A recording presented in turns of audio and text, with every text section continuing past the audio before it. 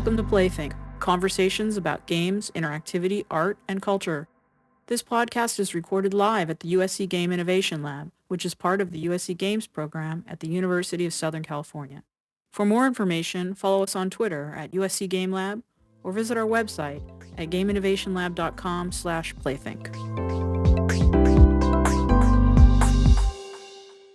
Welcome, everyone, attendees, panelists. This is our first Playthink salon being done via Zoom. So this is a really special occasion for us. And please excuse us for any mishaps that might happen because it is our first time running a webinar for the salon. Generally, this is a much more intimate event where we sit around on couches and talk about games and play. But today we are sitting on Zoom and doing it, and hopefully we will have an equal amount of fun. You don't think this is intimate, Tracy? It has its moments. And Richard LaMarche in his underwear. I mean, we can't see it, but I am wearing shorts, Eric. Don't make me get my knees out. So for those of you on the podcast, everybody who's been talking, let me identify them for you. We have with us this evening the amazing Eric Zimmerman, game designer extraordinaire, professor at NYU Game Center, and my dear friend, who will be speaking with us about the Infinite Playground, which is a book that he co-edited with Celia Pearce and which was co-written between the amazing Bernie De Koven and Holly Gramazio. And we're going to be talking about the book and how it came together and its themes. But I also want to let you know that with us in Zoom are also my co-organizers of this year's Playthink salon, and that would be Richard LaMarche, who's already jumped in. Hi. Yes, hello, Richard, and Jane Pinkard. Hello, Jane. Hi, everyone. Hi, Jane. And our wonderful student assistant, Jacob Ruttenberg, who's handling sound for us. Hey, pleasure to be here. Awesome. So without further ado, I would just love to jump into this book. I literally would love to jump into this book. Right.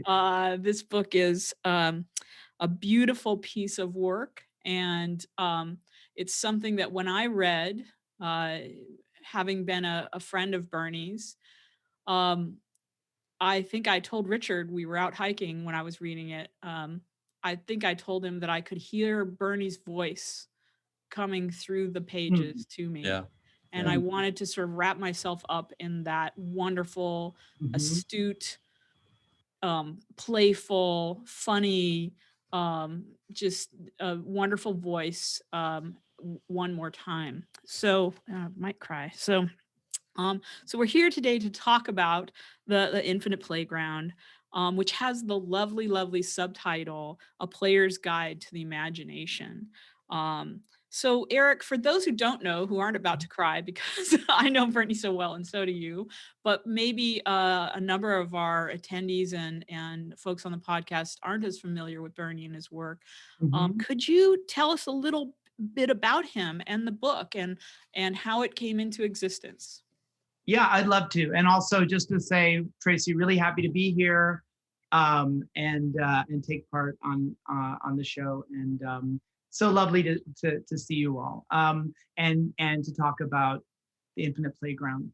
Bernie De Koven was really an extraordinary man who passed away a little over a year ago. And he's a little bit hard to categorize, like a lot of the most interesting people.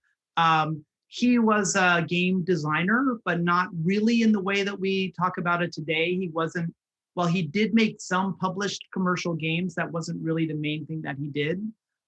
He was an educator, although he wasn't a professor or a formal school teacher, but he was always advocating for and kind of running workshops and educating people about playing.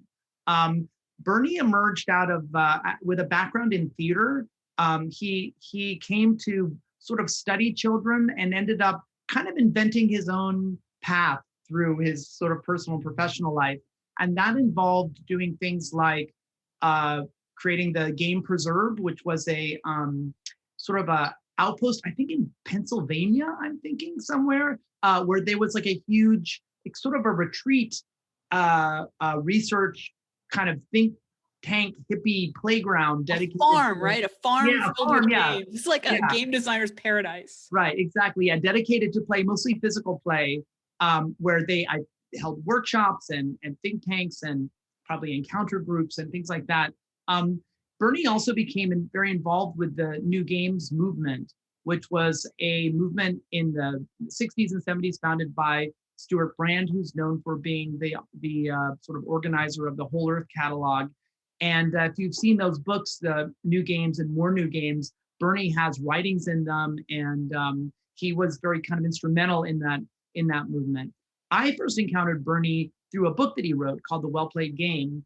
When I first started teaching game design with Frank Lantz in New York City at NYU back in the early 90s, we were like, okay, we were young game designers and we didn't really know what it meant to teach a class. So we just kind of typed it into the school library, and a bunch of books came out, including The Well Played Game, that we sort of took off the shelf and read for the first time. And it's an extraordinary book, written in a similar style to The Infinite Playground, very informal, very jokey, but full of insight for its subject, which is really about what it means to play games in a particular way, what it means to play a game well. And it's sort of it's hard to summarize, but in a nutshell, he's writing about the idea that a game is played well when we all feel open and free to be able to change it to suit our needs, so that a game isn't a thing that's fixed. The rules of a game are something that we can evolve. The experience of a game is something that we can evolve so that we can enjoy the experience of playing well together. And Bernie was a little bit discovered by the game industry. And I think I had a little bit to do with that, and others did as well, including some of my collaborators on the book, like Celia, Pearce, and yourself, Tracy. And he became embraced by video game designers as well in the later part of his career, and giving keynotes at the Digital Games Research Association, and traveling to schools, to your school, to my school at NYU where I teach.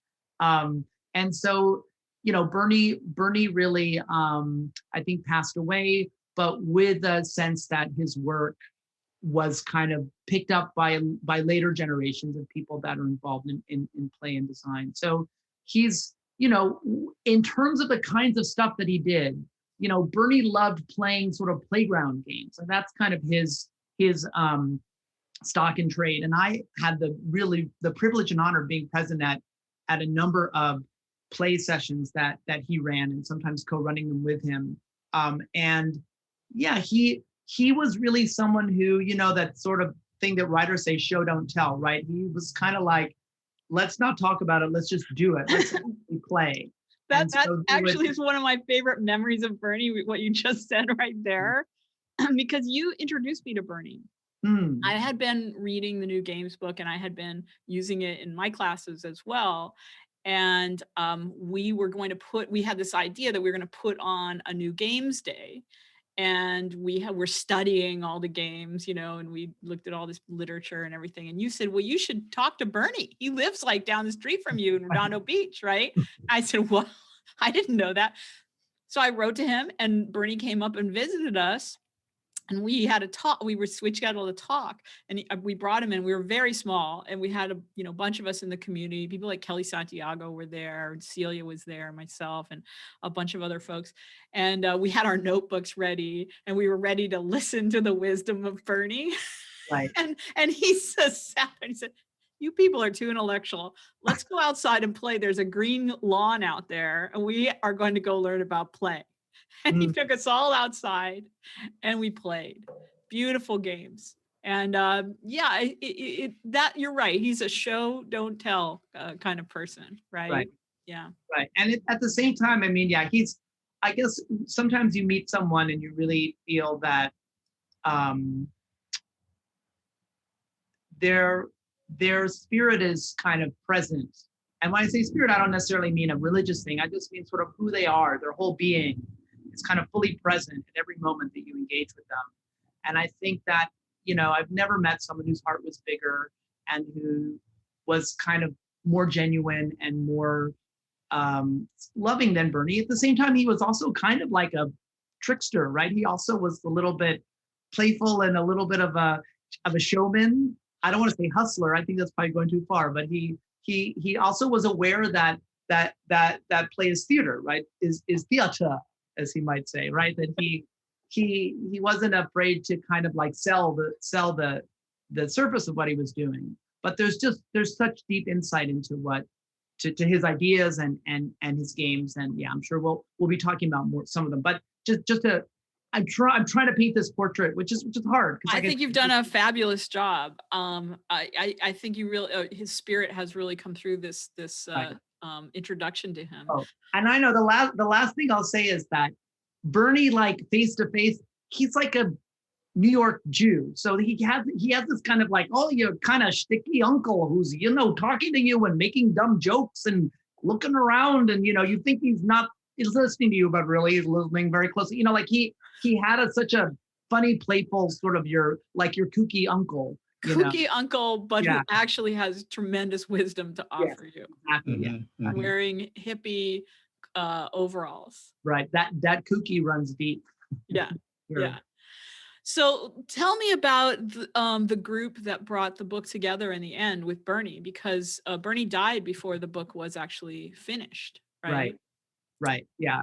I had started talking to Bernie about doing a book based on some of his most recent writings in the last few years of his life, and he had collected manuscript. He had been sort of doing blog posts, and he kind of collected them into a manuscript. And we were talking about what he might do with them, and I was kind of reading drafts of it, and at a certain point, while we were kind of massaging drafts and we're thinking about who presses that he might approach and kind of getting it into shape, he let me know that he had cancer, and that he had a sort of a limited amount of time left. And we knew then that there was a kind of urgency to the project at that point. Celia Pearce had been having similar conversations with him, and we knew that when he was diagnosed, I think he was very honest with us that he felt like he couldn't really, he was afraid that he didn't have the full energy and focus to like massage these kind of loose collections of very short essays and ideas into a finished book. He had done other books, so he's a published writer many times over, so he knows what's involved in bringing something to print like that. So Celia and I started working with him, and we together worked out a deal with MIT Press, and Celia brought in Holly Gramazio, who's also a close friend of mine, and Holly, who's a game designer and a talented narrative designer, so she's certainly no stranger to writing, but had never really written a book before. She stepped in and worked very closely with Bernie. So the three of us worked with Bernie to really to shape it and structure and organize it. But it was Holly that really dove in and did really the surgery to take out redundancies and manage transitions and smooth everything over. And like I said, it was a series of blog posts, so there was a lot of that fill-in work to do. And I think, Richard, what you were saying just kind of as we were getting ready, that and actually Tracy and Jane, you were also saying it, that you hear Bernie's voice when you read the book. All of the ideas are Bernie's and the language is Bernie's, but I think it's an incredible testament to Holly that she's really in there invisibly, but with like tremendous I think I don't know, I don't want to say an homage to Bernie, but she worked with him, but she really was able to capture his voice and kind of extend it through the book. And I think that he saw these later drafts and was very happy with where we had taken things. So and I should also say that from the beginning, Bernie also was interested in saying this doesn't need to be about him. He wanted to bring other people into the book. So one of the nice things is that there's a long list of contributors who also made short essays in the book too. And so Celia and I managed that process of working with all the contributors and kind of weaving them into the book as well. Yes, that's every single one of them has such a wonderful story for sure. Just talking about the themes of the book, I was rereading it actually before this, and the book, and Bernie says in the book, he says it's about imagination, Right.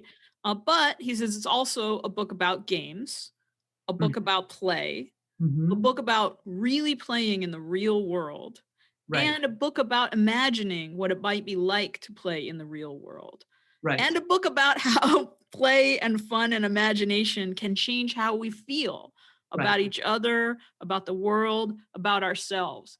And when I was reading this today, I was like, you know, the layers of this statement, first of all, the fact that it's all of these things and Right. it's this and it's this and it's Right. this and it's the opposite of this, right? It's just classic Bernie, right? That sort of layering of ideas upon Right. ideas. And Right. I wondered if we might sort of unpack this idea that it's about games, about play, about really playing in the real world, about imagining what it might be like to play in the real world, and Right. about how play and fun and imagination can change how we feel about Right. I all of mean, these things. there's a lot going on there, and I think, yeah, a few things to say about that. First of all, there is an amazing metatextual voice that Bernie takes on. I mean, as playful and kind of shticky as that is, that throughout the book, he's constantly making asides, and I think he also says near the beginning, like, imagine that I'm talking to you as you read this, that maybe, Exactly. that I'm right here. Maybe it's not words on a page. Maybe it's us and we're having a conversation. And He comes like, bursting through the fourth wall in the Yeah. very first And paragraph he of the talks book. about how you're making these words together. Right. Yes, I was underlining that as well. Mhm. This whole notion about, imagining that we're here together, Mhm. making these words, Right. right? And And making what he calls, this is one of my favorites, a marvelous playground. right. A marvelous playground. Yeah. Because I think for Bernie, he's I mean, at that moment, he's pointing towards a lot of things, but also like the way that we find meaning and make meaning, and I think that both the way we sort of semiotically construct cultural meaning, but also the way that we make things that are meaningful to us in our hearts, So he's playing with that. He's sort of saying, like, what does it mean to read a book? Are you reading the words of some dead person? Are you imagining your conversation? What if we imagine it differently, right? And that gets to what the book is about. I think that Bernie's overall orientation throughout his life is that play is connected to who we are, and that being playful is a way of coming to know ourselves and how we relate to each other in the world. And really, there's no one who's influenced my thinking about games and game design more than Bernie De Koven. And I think that insight is just extremely profound, and I think people find different things about games, the formalist systems, the way that games can make provocative, cultural interventions and things. That Bernie is really is, and I think maybe in part his generation that he's coming out of, and this sort of hippie new games movement. And I don't mean that in a pejorative way at all, but just to say that he's really coming from an era where people spoke about kind of self-actualization and self-understanding in a way that was very, very sort of holistic. And that there's a kind of that it's earnest, but he's also constantly sort of like playfully undermining what he's saying, or and sort of like trickling off around the edges into sort of self-questioning, and just as these statements do. Absolutely. The lack of certainty. At the very end of the book, he calls it a lack of a conclusion. Right. And that is sort of wonderful about it. He's not just saying this is what a game is, this is what play is, and therefore I've said it and it is. Right. There's none of that. There's always this sort of mirroring back and reflecting back. And like you say, this questioning and playfulness in the very discussion of fundamentals. There's a playfulness and a fluidity in that discussion of fundamentals. Right. And again, if you think about what for me is sort of one of his seminal ideas, which is that we construct a play situation together, the players do.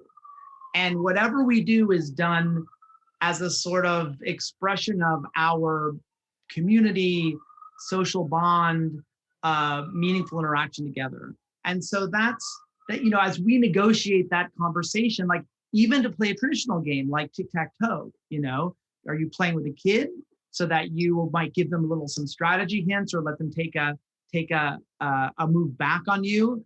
Are you playing it with a friend where you realize it might be more interesting to sort of tickle someone as they're about to make a move, and suddenly it becomes a game of the tickle tic-tac-toe, right? So but to him it's like that's not playful variations on a game. That's the heart of gameplay. That is the gameplay.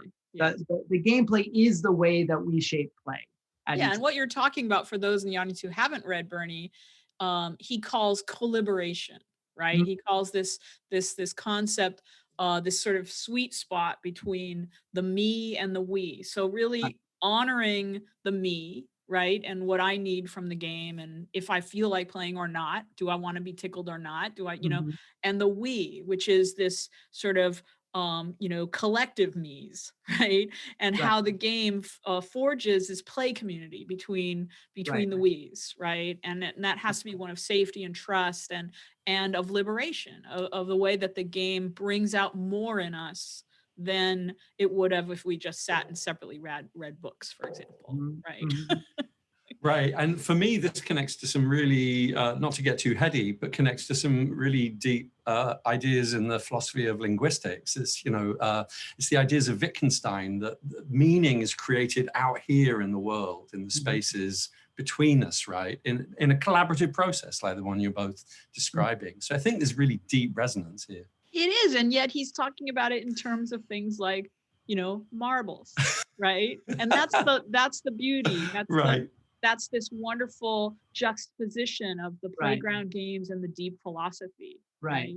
And I think the focus of this book being imagination is sort of getting back to your original question, Tracy, about this imagining play and games, and is that I think that some sort of, this is kind of my take on the book, but I think part of the book is about how we imagine the world into being, right? That the world is kind of co-constructed, just as when you and I play, as Richard says, that we create meaning through collaboration, or we play together through collaboration. And Bernie just says, look, that's reality.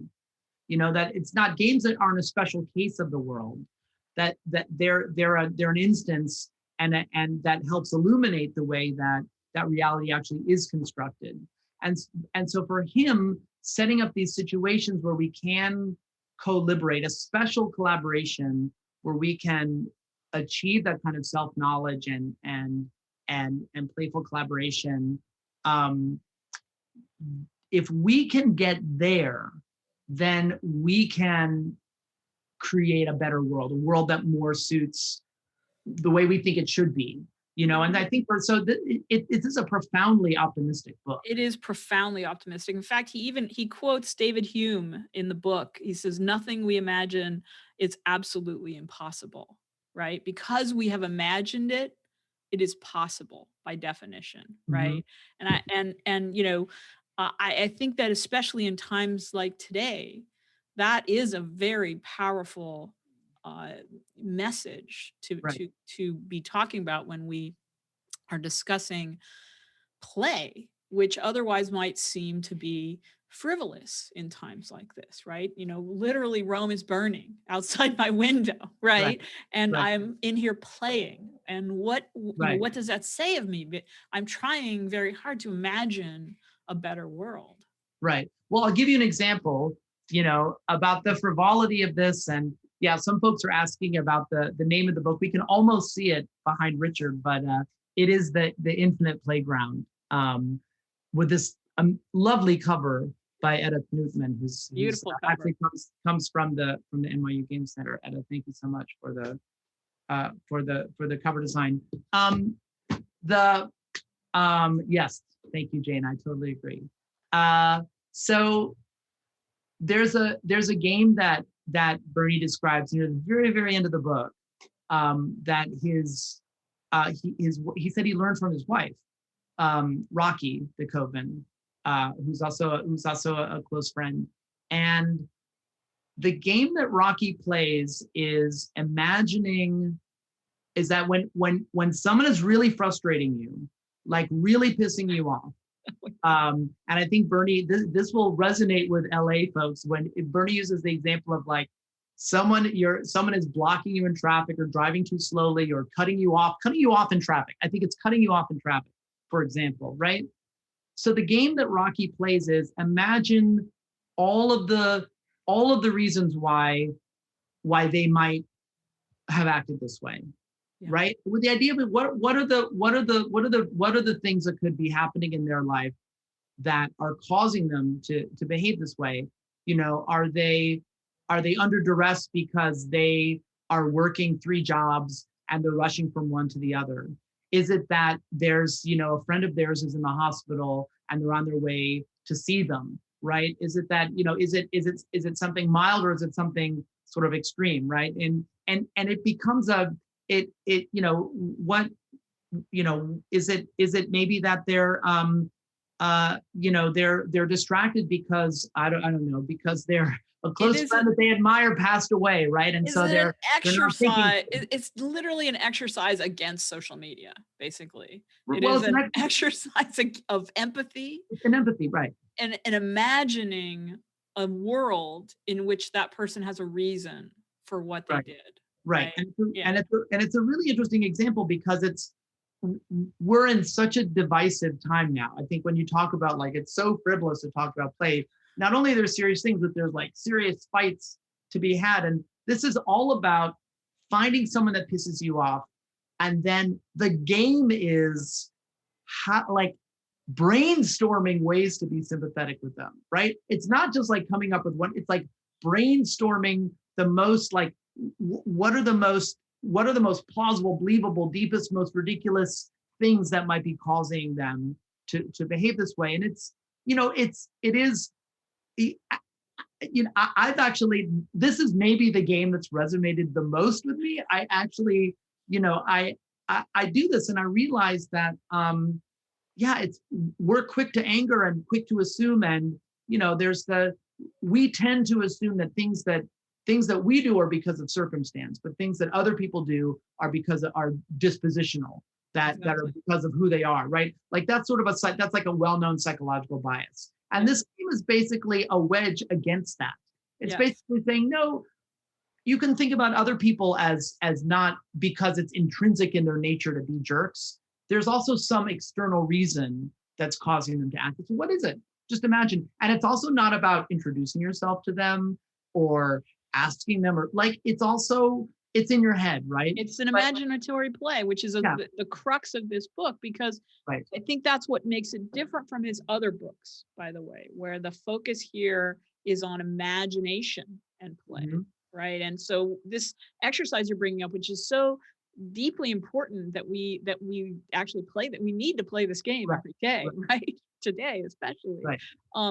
It is an exercise in imagining other worlds, other stories, other people's pain in this case, right? And it's so critical, right? And it is a kind of play that we don't generally recognize as play in our society, right?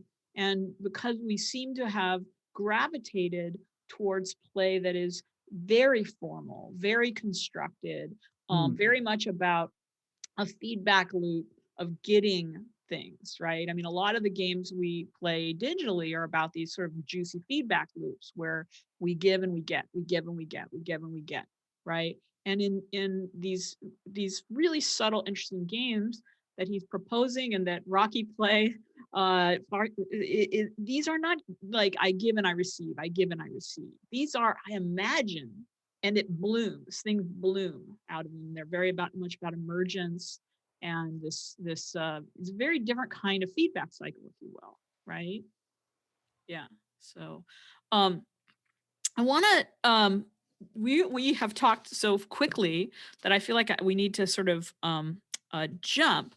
So I want to talk about the framework of the game.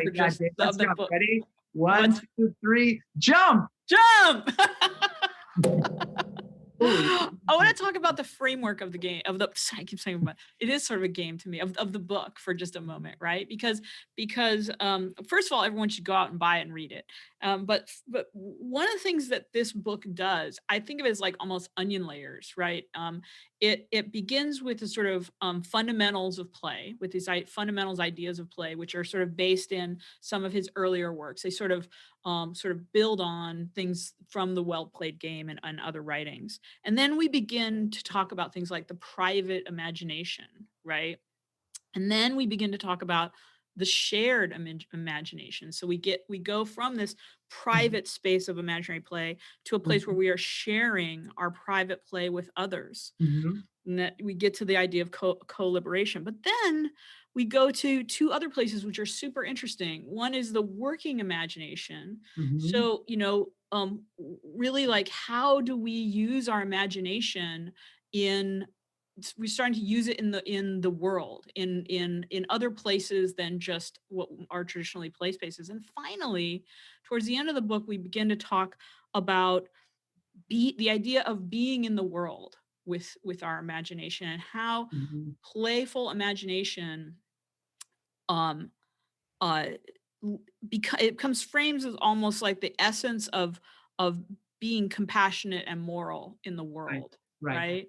So that game you talked about is towards the end of the book, right? And very much plays into this idea of being a compassionate, moral person in the world. And I want to just talk about this arc for a minute, because it's super interesting to me. Like, I think of it, it's almost like onion layers being put onto these fundamental ideas, right?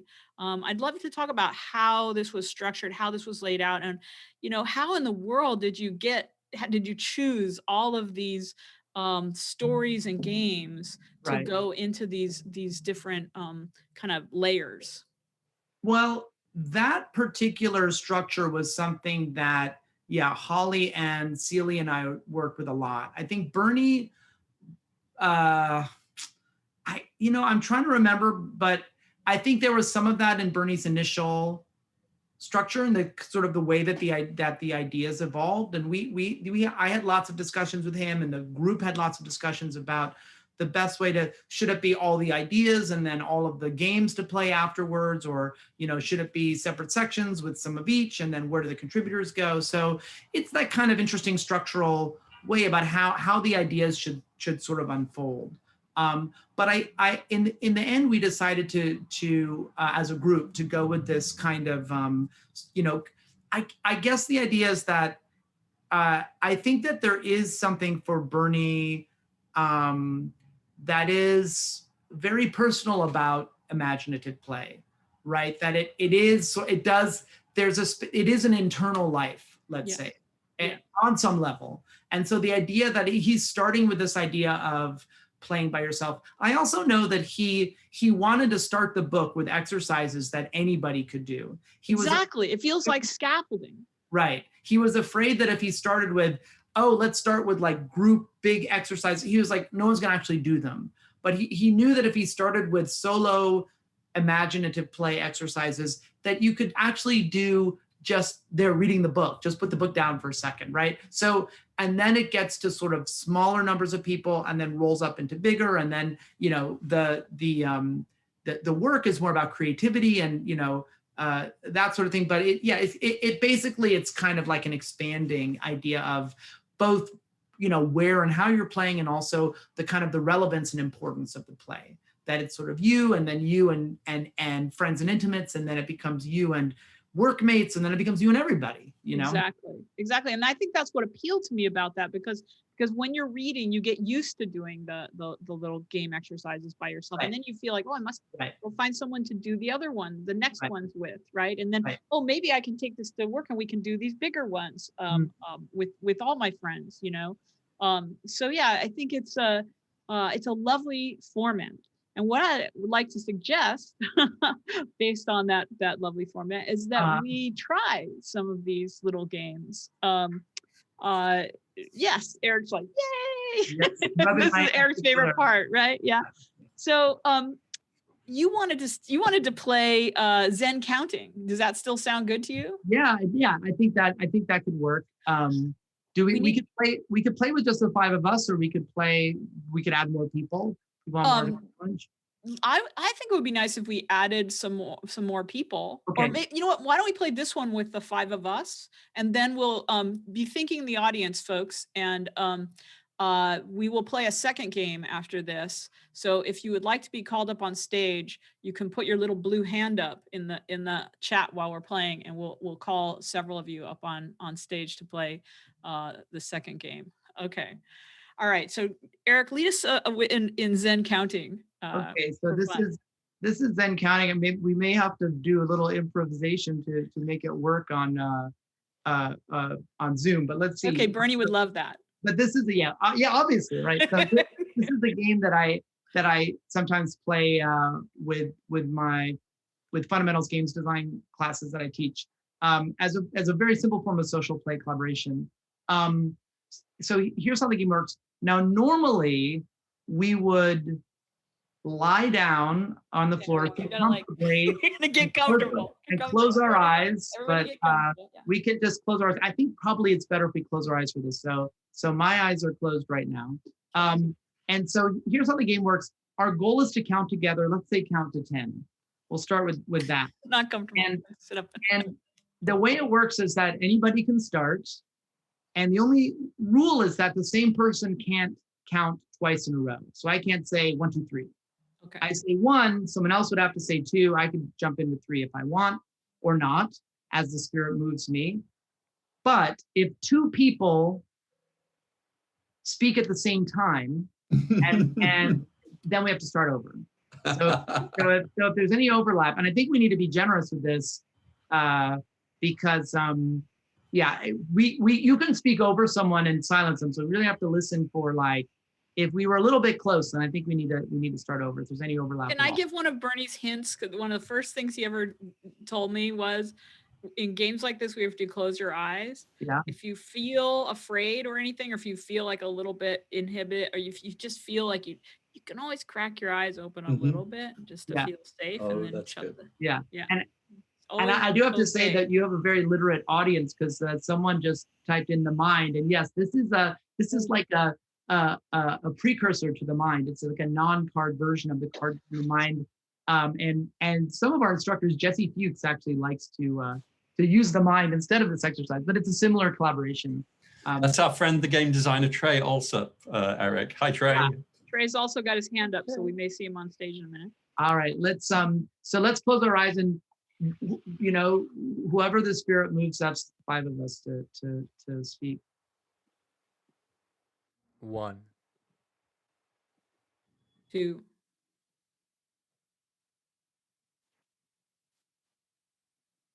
3, 4, 5,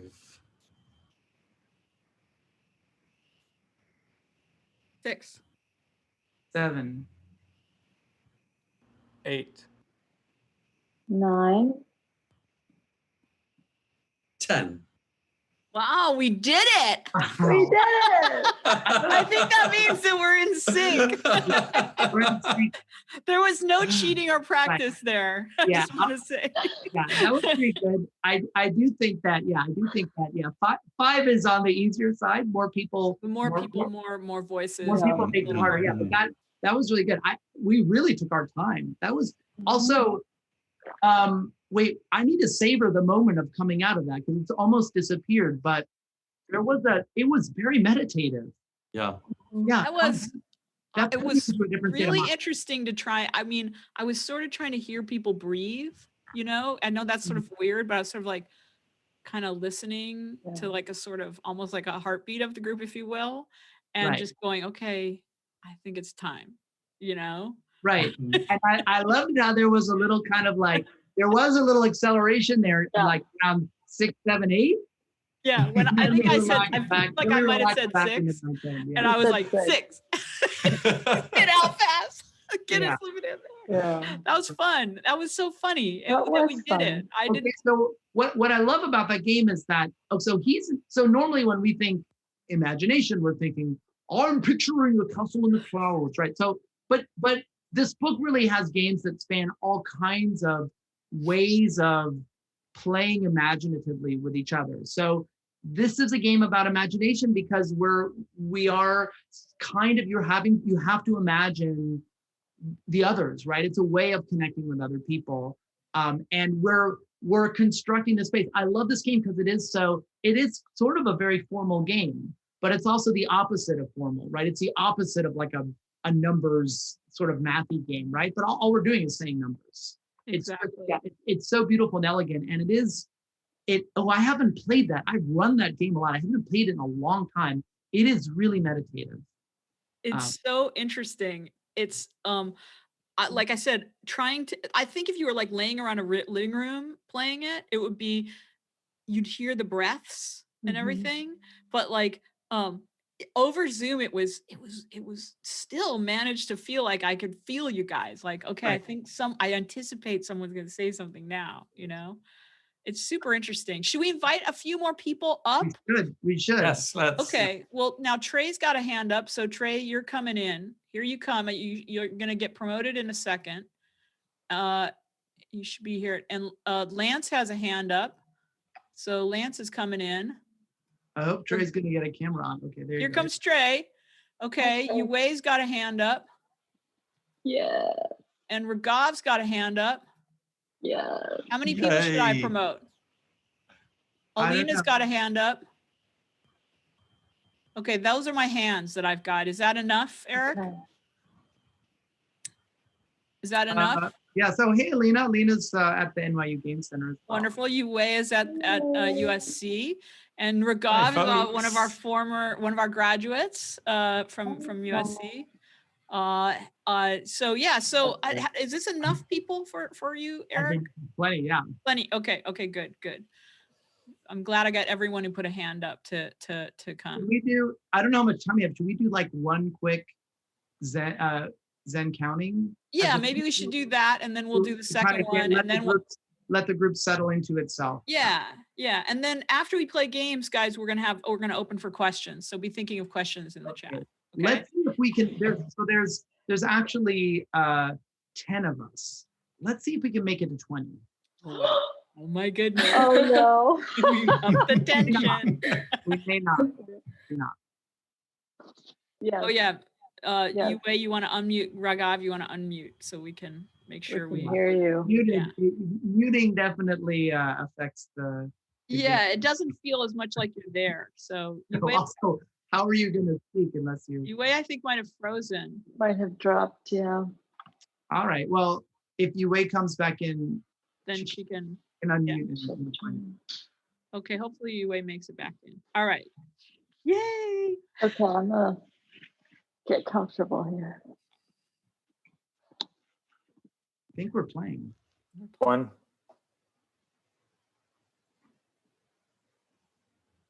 Two. Oh. No, we didn't. It is harder with this many people. Okay, so we start again, right? Yeah.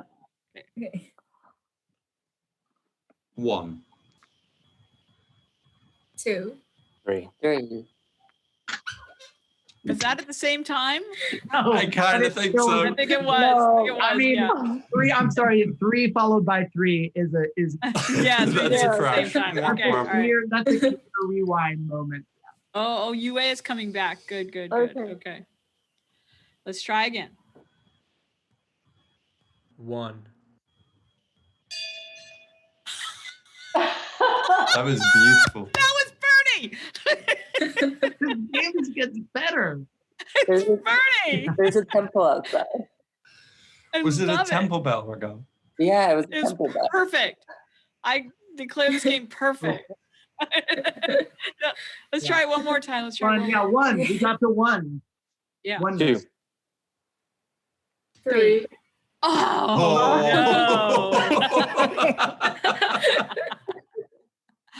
Oh my goodness. I think we Wow. should play this with just temple bells. I think. Yes. Right. Yes, that would if be we all great. had temple bells, it would be absolutely perfect. So Tracy, all right. So I love it. So we thought we were masters of that game, and It's just it's like almost We're impossible with neophytes. this many people. Should we go to the next game? let's move on. Yeah, let's move on. Okay, That was so lovely. so the next game is just a very simple game. It's almost not a game, but it is very playful. It's a playful experience, right? Right. And it's called Sound Travel, okay? And we're supposed to, like the last game, we're supposed to lie down and close our eyes. But again, this time we'll just close our eyes on Zoom, right? And so as Bernie says about this game, he says, some games are so mellow, so laid back, that people are prone, so to speak, to take short naps while playing. This game is like that. Everyone's seeing Jane. Jane is like. I'm gonna get my yoga She's getting mat. her recliner, right? Love it. So for sound travel, all we do is we lie down or we sit around with our eyes closed, okay? And all we're gonna do in this game is make noises. So prepare yourself. Noises are going to be made, okay? So the way it works is that one player is going to suggest a theme, like for example, a day in the life of an iron worker or a teacher or a parent or a baby or a crocodile, a meteoroid, or we could suggest something like a trip to Rio or the evolution of man, the moon landing, Armageddon. That wouldn't be a hard one to imagine right now. And once we've agreed on the theme, then the players are going to just start making noises with their mouths and their bodies. And these are the sounds of the journey or the event or the time that we've chosen for our theme. So Bernie says there is no point or purpose. The goal is somehow to agree on when and where you are and all end together. Okay. So we need a theme. Like Jane is just perfect. I'm getting into it. I need a Bro, screenshot. please, I'm sorry. I have to interrupt the flow of this for a screenshot of Jane. Jane is laying down in the Zoom. Okay. Yeah, so we need a theme. Does anybody have a theme that they'd like to suggest? I have a backup theme, but I'd love it if folks had a theme. Yeah, or people in the chat can suggest it. Yeah, people in the chat. I think Trey is onto something. I was gonna say the lesser player's tale. At play, the lesser player's tale. It's Jason Morningstar just did a great new game with Lizzie Stark that was on my mind. But so just do something else. That doesn't mean anything to It's anyone. not resonating. It's not resonating. resonating. With the That was My better than idea- smoky dystopia. Oh, okay. Well, we can do Smoky Dystopia. We can do Smoky Dystopia. No, I'm already there. This is the one I have on my desktop. This This is my like very rare copy of Eric's game Life in the Garden, which I thought would be a interesting theme. But I'm up for Smoky Dystopia, by the way. Just so we're Well, Space travel is in the chat We also. also got space travel. We also could do more than one. So let's just pick one Yeah. and get going. I like space travel. Okay. Utopian space travel. Utopian space travel. You guys want to do utopian space travel? With dinosaurs? Okay, so we're gonna lay back and we're going to whenever it feels right for you, we're gonna make noises. Okay.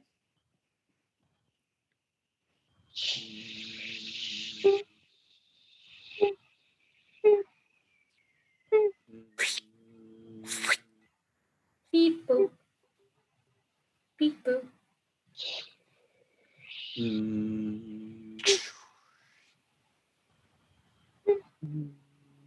Blast off.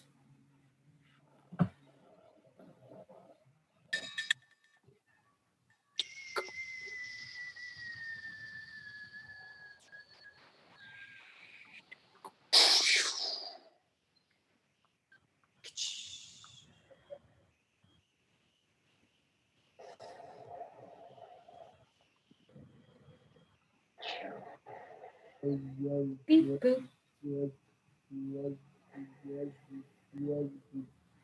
Beep boop.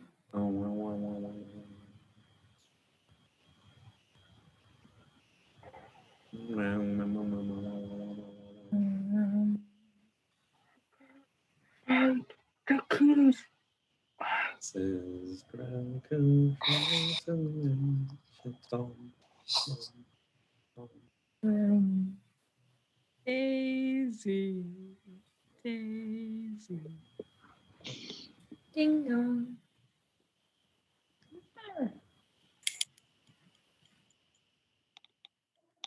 Nice.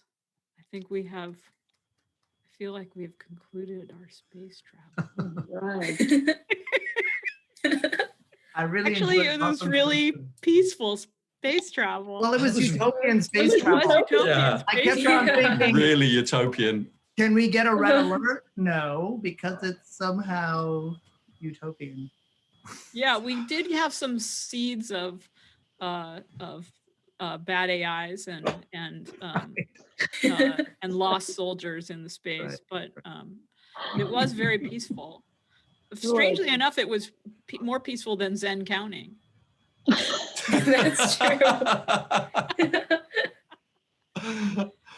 I like So Sharon's We comment. could either do another game or we can invite questions. We only have like 8 minutes left, or like maybe 10 minutes left since we started a little late. So I feel like maybe we want to ask folks for questions. Does anybody who's already up here on stage have a question for Eric? And then I'll just ask for other people to put their hands up. Anybody on stage have a question, or anyone in the audience? Maybe the game here is to make everybody in the audience finally become a panelist as we invite them each up. Right. I have a question. Massively multiplayer variants. Ragav? I have a question, and it could be for Eric, it could be for anybody who knew Bernie. I'm just wondering what his stage persona was like. Like if he, like I feel like he was maybe on stage a lot, and I just wonder what that was like because I've never seen it. I can't answer that. I'll just tell one of my kind of learnings from interacting with Bernie, and that we all have a tendency, us game designers and people maybe making games, testing games, producing games, selling games, sharing games with our friends, that when you're explaining a game to your friends, you know the rules are like the worst part. It's like, oh my gosh, here's a new board game, it's really fun, just trust me, got to explain this and the setup and the shuffle the cards and move this around. And so there's a sense of it's like, oh my gosh, the rules are so painful, let's just get through them and get to the play. And so I have that instinct, and often that sometimes I'm like rushing an explanation or trying to get past it. Bernie was really the opposite. So when he was explaining a game, one of these playground games, he would so take his time with the rules. Like he would but because the explanation of the game was part of the weaving of the spell. So he would talk about games where like 3 of us would make a creature together. Like, okay, we're going to make a giraffe. The person in the middle goes like this, and the people on the sides go like this and this, and then together we're a 3-person giraffe. And he would. I'm going to be the porcupine. Yes, and and so then he would make people practice and make people practice again, and then later on we would make another giraffe, right? And he hadn't even gotten to starting the game yet, but there was a way that he really took his time in kind of like bringing us into the kind of state of play, and that's one aspect of his stage persona, which has always resonated for me. That for him, it's like it wasn't like get through the rules to the game. It just was all play, right? Oh, we're here in a circle. We're already playing. Let's play around with the rules. Let's figure out how this game works. I guess we're doing something else now. We're starting to play with it. Let's change it, So it was really kind of part of his whole way of being. I don't know if someone else has another answer for that question. Wait, Ratansita, I promoted you so you could ask your question. Are you still there? Did you leave us? No? Hi, yes, I am here. Oh, okay. Oh, you changed your name. Okay, can you Yes, ask your sorry. question, please? I joined from my wife account. Okay. So Okay, I have to Ivan then. change my Okay. name. Hi, everyone. So I wanted to ask, how do you guys think a book like this and the concepts we have been talking about could impact areas such as education? Well, I think that, does someone else want to comment on that? I could talk about that, but maybe, so there's some other educators that are up here that maybe want to talk about that too. Why don't you take a crack at it? We'll add to it if Okay. Yeah. I guess I can say that, Bernie, being an educator is one of the things I think that the identities that Bernie embodied. And, I think yeah, I think to him, the lessons of the game are kind of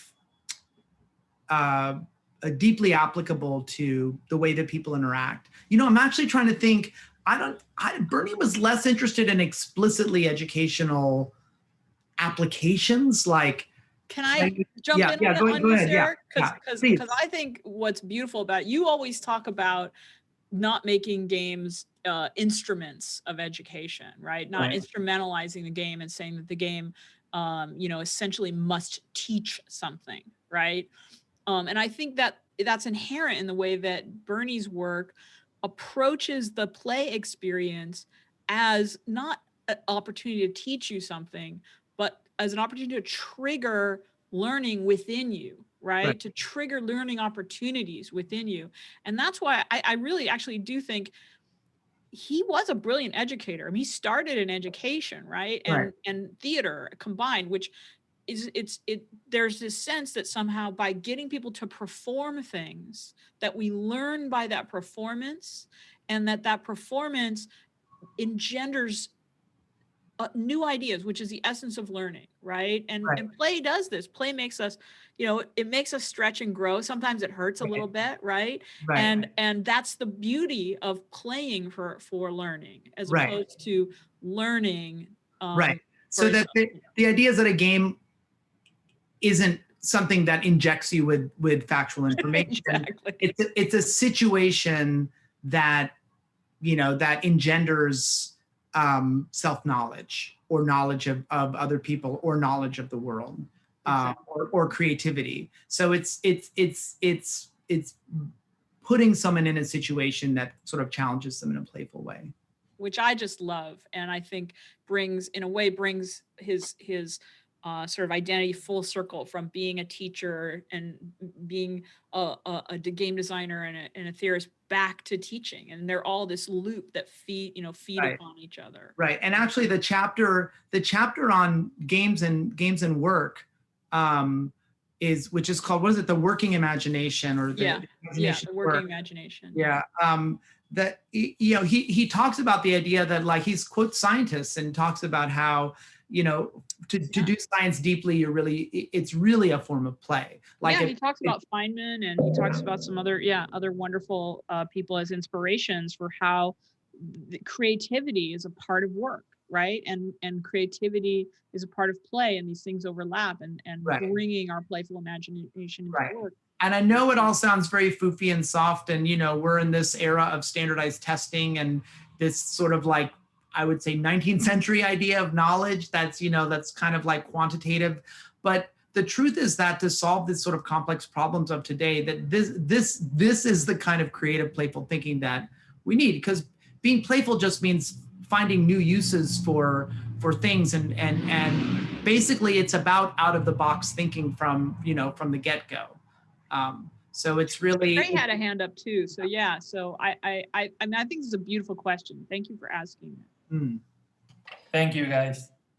Yeah, can't wait to get the book. Thank you for this introduction. I'm a LARPer and I'm a LARP designer. I'm gonna change the subject ever so slightly. I only discovered your essay, Jerked Around by the Magic Circle, this year. And my question is, like, how well do you feel that has aged? Do you have any changes that you would make to that? Your thoughts on that? Oh, okay. So this is 2020. Whole different question. It's okay if this is outside the bounds of the seminar. All right, I'll take that one quickly. But yeah, I think I like that essay came out of an experience of Katie Salen and I collaborated on a book called Rules of Play, and one of the ideas that, like, really came strongly out of that was the this idea of the magic circle, which is very related to sort of Bernie's ideas. When I talked about him bringing people into a state of play, the magic circle is this idea that play is a special place, that it is that sort of creative situation, right?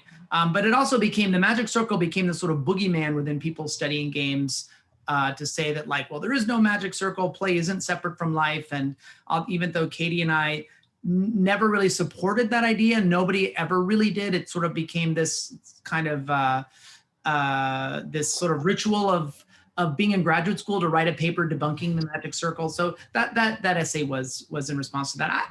I think the phenomenon of the magic circle being like of the magic circle, of debunking the magic circle, that I think has sort of faded away. So it may not be quite as necessary as a corrective. But yeah, that essay still embodies my like sort of radically relativist idea of truth in game design, which is that truth is utility. If something is helpful for you to solve a problem, it's useful, and that, you know, that people shouldn't sort of like brittly hold on to rigid ideas about what games are and what play is. Bernie would have appreciated that, of course, right? That we shouldn't just, you know, say this is what it is. That would not function in Bernie's universe.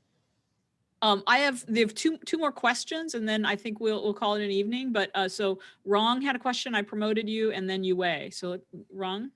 Okay, I'm gonna go first. So what were the goals while you playing the Zen number and the making sound game? So what's the difference did you feel between them as a player? So anyone who played this game can answer this question. Yeah. They had a very similar feeling for me. Was someone else going to answer? So Rong, I think that's a great question. First, I think you should play this game. Maybe we'll play it in thesis class, both of them. But for me, I felt that the numbers question made me much more attuned and aware of taking up space. Whereas, right, where you're like, I don't want to take up too much space. I want to listen for other people and give them space.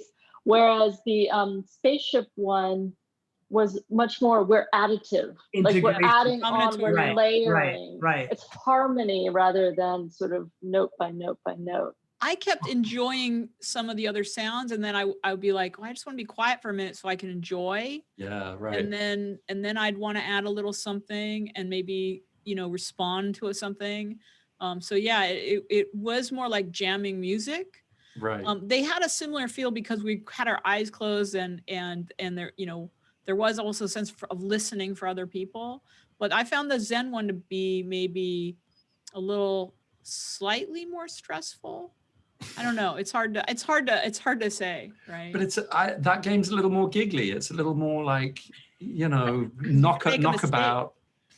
Where the second game is like I think a collaborative piece of experience design, and definitely took me on a journey. Very good question. And Lance, I'm really interested in your comment in the chat that game reminded you of chance choreography and dance and improv.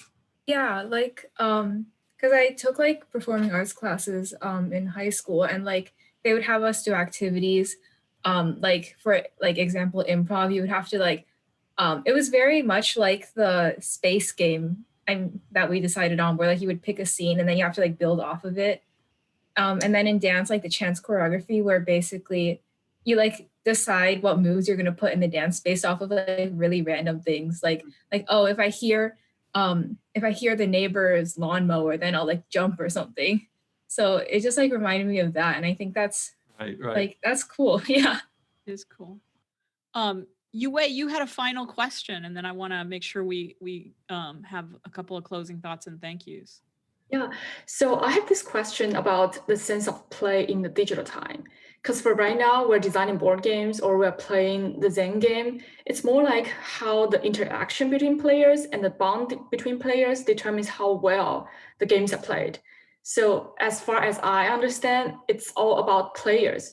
But for right now, especially for single player digital games or video games, like how would you describe the sense of play within that? Is it like the interaction between play and the system, or visual or sound? So that's my question. Does anyone want to comment? Excellent question. I'm curious to hear excellent question. Anyone's take on this, but I am interested to hear your take on this, Eric. I have thoughts about it too. Eric, do you want to answer or shall I? Well, I'll just say something small, which I think that, you know, a lot of thinking about play is always about expanding our frame of reference. And I think that the structure of this book starts with the individual and other people, and then creativity, and then the world, right? So it's also about where do we want to stretch and include that. When I think about digital games in 2020, you know, it's hard to think about it as just like, you know, one person and the system, right? Or a person and a machine. I think immediately about the whole kind of culture of games, of streamers and reviewers, of arguments and social media, of making GIFs out of games and fan culture and sharing and emoticons, level design and sharing, and like user generated content. And so to me, like that's one way of looking at it, is just kind of expanding the frame and saying, yeah, if you focus in on, like, as Tracy said, I think you said that, like, there's a lot of this kind of, when we said earlier, like sort of grinding, yeah, this kind of engagement loop. Yeah. So you focus in really tightly on that. It's true that it can feel stifling, but I think if you expand it and think about, sort of a bigger frame, there's a lot of play going on. I would agree with that. I think that it's very clear in the book, and I think I even mentioned it in my essay in the book, is that it's important to not think of the digital object or any of the trappings of the game as the game. The game includes the player, right? So it's important not to focus in on the sort of artifacts of play.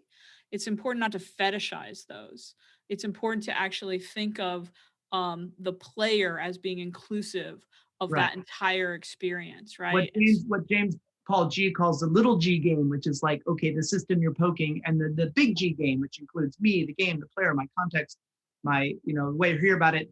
If I say to, hey Tracy, I want you to try out this game I'm playing, already it's like, what's at play here? The game is just like part of a larger social exchange, right? What's at play is that you've asked me to play it. Right. And then we're going to compare notes and talk about it, right?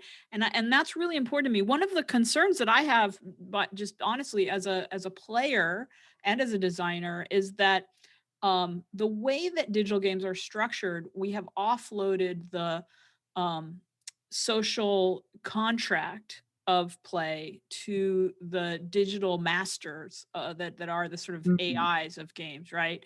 And I think that's a very human thing to practice, this practicing of the social contract that takes place when we, for example, played our Zen counting game, or there's this constant checking and checking in with each other. That's a critical thing that we need to practice as human beings, that if we offload too much of that to a digital AI and make that the focus of our play, then we begin to lose practice of the essence of what makes us able to be humans, not just as individuals, but together.